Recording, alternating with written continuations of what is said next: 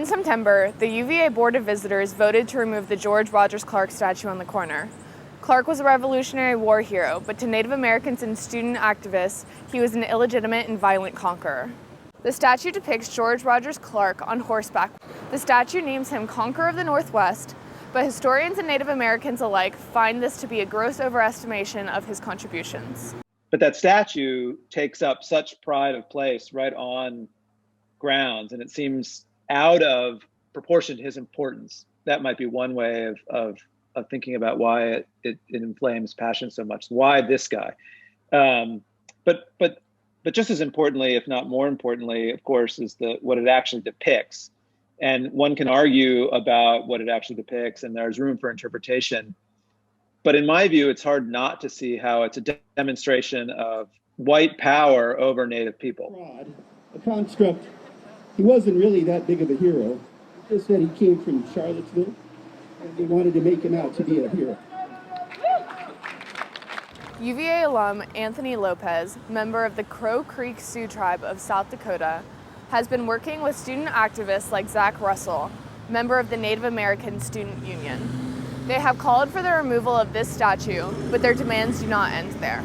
This act of colonization, genocide, forced displacement, murder even, of defenseless Native Americans unprovoked on their own land by people with no right to invade that land. After the UVA Board of Visitors voted to remove this statue, they did not make public any decisions about when or where the statue will be moved. What they're offering is sort of what I'd consider a kind of disingenuous gesture, or a hollow gesture, to say, we'll take the statue down and we'll talk about where it's going to go, but we're not going to talk about the historic context here at the university, that it's been here 99 years.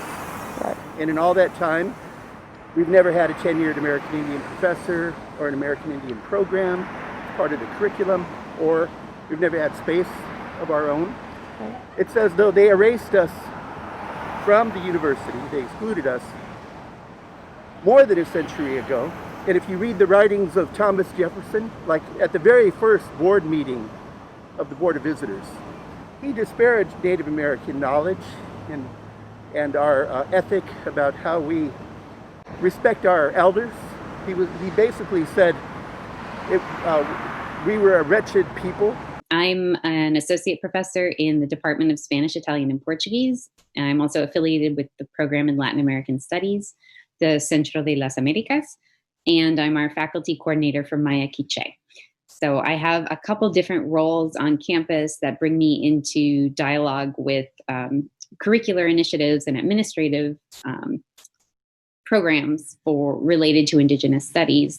One committee, the one chaired by Guy, is the disposition committee. So our goal as that committee is to not just remove this statue that memorializes genocide, colonial violence, rape of Indigenous women, but also to put in its place something that will allow for a broader and more equitable community-university partnership. The UVA Racial Equity Task Force and Native American activists agree with the removal of this statue. They are eager to work with the university for a more broad representation of Native Americans on grounds.